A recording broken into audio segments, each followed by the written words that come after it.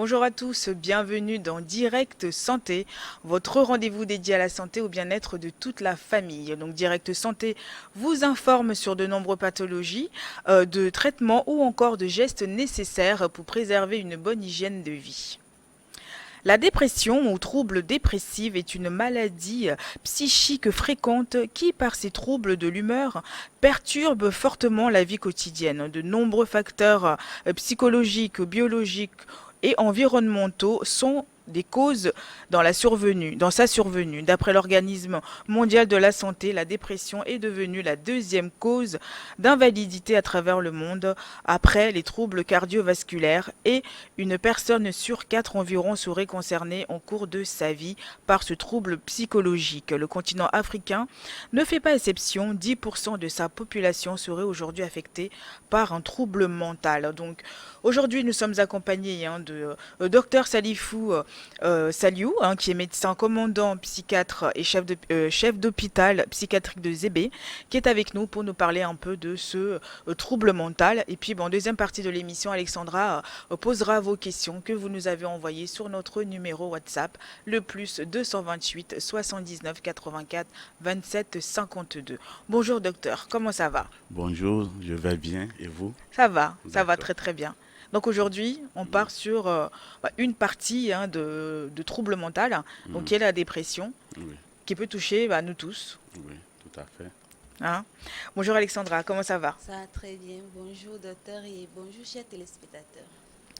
Donc aujourd'hui, on part sur cette thématique qui est la dépression, mais parlez-nous-en docteur, qu'est-ce que c'est exactement? Ok. La dépression, c'est une maladie qui est commune aux êtres humains, Mhm. qu'on soit noir, blanc, jaune, qu'on soit riche, pauvre, ou qu'on soit fœtus, nouveau-né, enfant, adolescent, adulte, vieillard. On peut expérimenter la dépression au cours de sa vie. Et donc, la dépression, c'est, de façon simple et classique, c'est une tristesse prolongée avec ou avec euh, des idées, avec ou non des idées ou Mhm. des tentatives de suicide, je voulais dire. Voilà. Et justement, mais la dépression, enfin, c'est quoi la dépression ou déprime, c'est quoi la différence entre les deux? Bon, je dirais que la déprime, c'est un peu dans le langage courant, hein, Mhm. pour désigner un peu une diminution de l'humeur au cours de la journée et souvent de façon ponctuelle. Mais la dépression, c'est une maladie qui dure dans le temps Dans le et temps. qu'il faudra prendre en charge. Et il existe différentes formes de dépression. Oui. Et il existe effectivement différentes formes de la dépression, mais on va faire simple, on Hmm. va décrire un peu les formes selon les différents âges. Est-ce que vous savez déjà que même le fœtus dans le ventre peut déprimer? Ah non, Oui, ah voilà. non. Et donc le fœtus peut déprimer et normalement une femme enceinte, quand le fœtus se porte bien, Hmm. elle sent des mouvements. Elle sent l'enfant bouger et quand le terme est proche, la femme peut recevoir des coups de pied. C'est aussi signe que l'enfant est en bonne santé et ça les gynécologues obstétriciens le savent très bien. Maintenant, un fœtus qui déprime sera calme, on ne le sentira presque pas. Hmm. On peut même avoir l'impression qu'il y a une mort du fœtus dans le ventre et tout, et c'est seulement peut-être par l'échographie qu'on va percevoir quelques signes de vie. Voilà un peu comment la dépression peut se manifester Le fœtus. chez le fœtus. Maintenant, chez le nouveau-né Oui. et les nourrissons, je vais les mettre ensemble, c'est souvent le refus de téter. Hmm. Pour le nouveau-né, le refus de téter. Pour le nourrisson, le refus de s'alimenter, l'irritabilité, c'est-à-dire que l'enfant qui pleure tout le temps, qui est nerveux et qui peut même ne pas avoir une croissance staturo-pondérale normale, c'est-à-dire que l'enfant ne va pas prendre le poids euh, au fur et à mesure que le temps passe. Donc ça peut même aller jusqu'à la malnutrition. Oui. Voilà un peu ce qui se passe chez les nouveau-nés, les nourrissons. Chez les enfants et adolescents, c'est aussi la colère, l'irritabilité et les fugues de la maison, l'école buissonnaire, les échecs scolaires, voilà un peu les manifestations Un qu'un enfant. enfant ou un adolescent déprimé peut avoir. Et ça peut aller jusqu'à la consommation de substances psychoactives comme l'alcool, les drogues et tout ça là. Voilà. Maintenant, chez les adultes, il y a, dans nos milieux, on rencontre deux formes. D'accord? La forme qu'on retrouve un peu partout dans le monde, qui est un peu la forme occidentale, c'est-à-dire que la tristesse qui est prolongée, les pleurs, l'autoculpabilité, l'envie de se suicider ou bien même les tentatives de suicide, ça, on commence par le retrouver beaucoup dans nos milieux. Mais et, habituellement, pour nous, les Africains, les Noirs africains, la dépression se manifeste autrement. C'est des douleurs de tout le corps.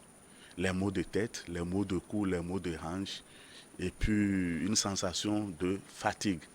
Et parfois une idée de persécution, c'est-à-dire qu'on a comme l'impression, quand on va mal, que c'est la faute de l'autrui, la faute de quelqu'un d'autre. Donc on peut aller jusqu'à faire de l'agression sur cette personne. Au lieu de tenter de se suicider, comme dans les cultures occidentales, chez l'Africain, on a tendance plutôt à agresser les autres. Donc voilà un peu comment ça va se manifester, la dépression. Et c'est ce qu'on rencontre souvent en consultation dans nos milieux.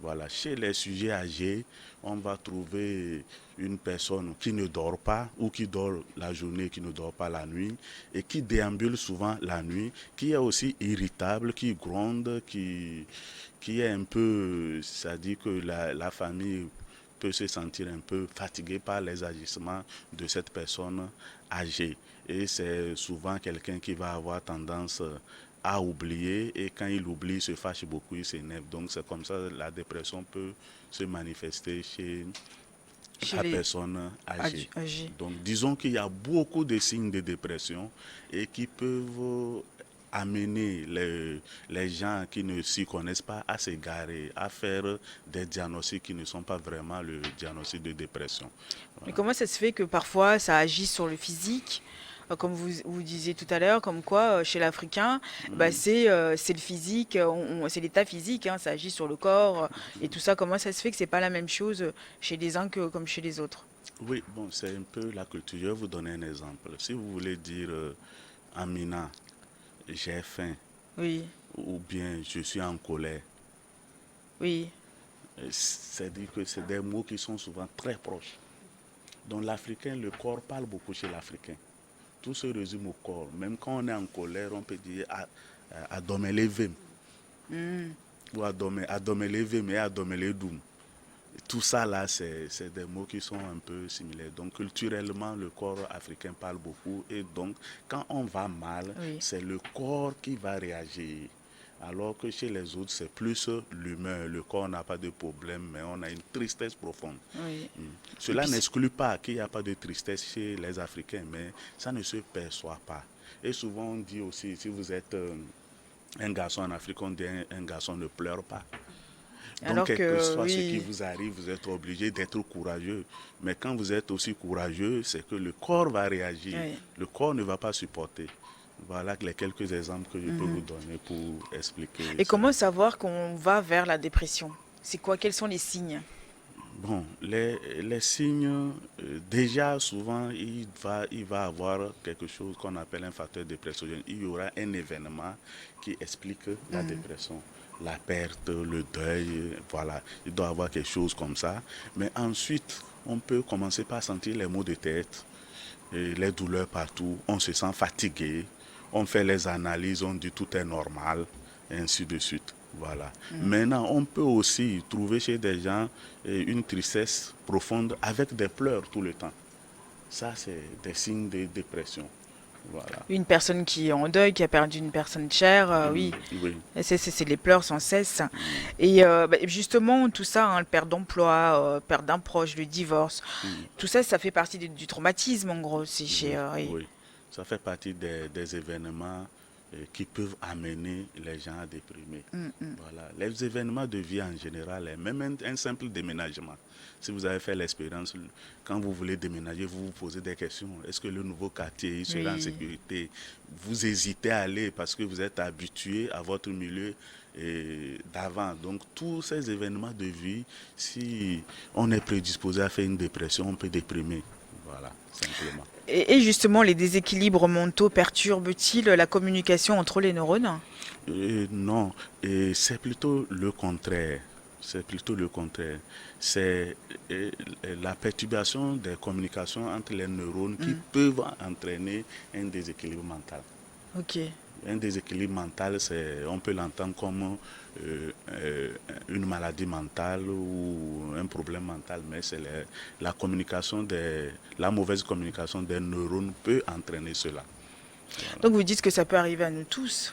Donc à un moment donné de notre vie, vous pensez, enfin, tout le monde est déjà passé par là, forcément. Et ça, c'est sûr, ça, c'est sûr.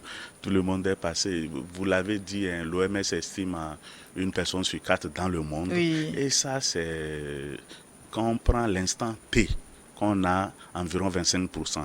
Mais si on prend sur la vie entière, oui. c'est que tout le monde à un moment donné fait une dépression et s'en sort ou ne s'en sort pas en fonction de l'accompagnement qui est fait. Par exemple, au travail, une personne qui justement ne se sent pas bien, ça arrive que les salariés trop de charges, surcharge de travail, fait aussi déprimer. Mais comment sortir de ça? Comment arriver à surmonter tout ça? Euh, Là, c'est une question un peu précise. C'est-à-dire que pour s'en sortir, d'abord, c'est faire une consultation de psychiatrie en bonne et due forme. Oui, mais souvent les On gens détermine. souvent les gens ne vont pas chez les psychiatres. On se dit que non, ça n'arrive pas, comme vous l'avez dit tout à l'heure, les Africains ne vont pas chez les psys, mais hein, Les Africains ne vont pas chez les psys, mais ils vont chez les marabouts, ils vont chez c'est les ça. pasteurs, c'est pratiquement la même chose qu'ils cherchent en allant vers ces personnes. Donc déjà, c'est faire une consultation, qu'on sache vraiment ce qui entraîne la dépression, qu'on vous l'explique et qu'on vous aide à gérer cela. On vous aide à gérer cela. Et ensuite, c'est la résilience, c'est-à-dire que être capable de revivre après ces épreuves. Ainsi, par exemple, vous avez perdu un être cher, vous allez déprimer peut-être un temps, mais à un moment donné, il faudrait que vous vous habituiez à cette perte et que Oui. vous continuez la vie. C'est ça la résilience. Donc, pour tous les événements qui nous arrivent dans la vie, c'est pouvoir les accepter, les encaisser et rebondir de nouveau. Voilà. Pas facile. Ce n'est pas Ce n'est facile. pas Ce facile. n'est pas facile, mais bon.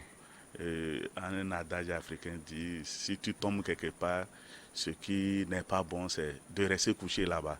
C'est qu'à un moment donné, il faut se relever et continuer par marcher. Pas marché. Voilà. Et justement, quels sont les facteurs de risque? Les facteurs de risque, il y a plusieurs facteurs de Oui. risque. Déjà, on va commencer peut-être par parler en fonction de l'âge, parce que faut que les familles puissent comprendre et puissent suivre leurs enfants et adolescents. Pour le fœtus, par exemple, c'est la dépression de la mère, la tristesse de la mère, les Qui agit. préoccupations, oui, les préoccupations de la mère. L'enfant va le ressentir et aussi va déprimer pour accompagner sa mère parce qu'ils sont attachés Oui. affectivement. Voilà, c'est pour cette raison, je vais dire que dans nos cultures africaines, on le savait très bien. Et c'est pour cette raison qu'on dit dans certaines cultures que la femme enceinte ne doit pas pleurer sur son ventre. C'est-à-dire qu'elle ne doit pas pleurer pendant qu'elle est enceinte. Enceinte. Ça veut dire que l'entourage de cette femme enceinte doit pouvoir faire en sorte que ce soit un moment de joie, de bonheur pour elle, parce que ça a des conséquences chez l'enfant. Voilà. Maintenant, chez les nourrissons, par exemple, et nouveau-nés nourrissons, il y a ce qu'on appelle souvent le phénomène de la mère morte. C'est-à-dire que la mère, elle est vivante, mais affectivement, elle n'est pas présente. c'est-à-dire qu'elle fait les choses mécaniquement. Il faut donner à téter, elle donne le sein. Il n'y a pas d'échange d'émotions. Alors que la mère, la nourrice, doit pouvoir communiquer avec son enfant, Le sourire, rassurer. le rassurer, Oui. attirer l'attention de l'enfant. Et parfois, nos mamans savent bien le faire en chantant. Elles chantent pour l'enfant, elles le taquinent, elles le touchent. L'enfant se sent aimé et il va bien. Voilà, le bébé et le nourrisson et le nouveau-né, voilà. Maintenant, pour Adolescent. les adolescents, les adolescents, c'est souvent les conflits intrafamiliaux. Si un adolescent vit dans un milieu où papa et maman se querellent tout le temps, c'est un peu compliqué pour les adolescents de supporter cela.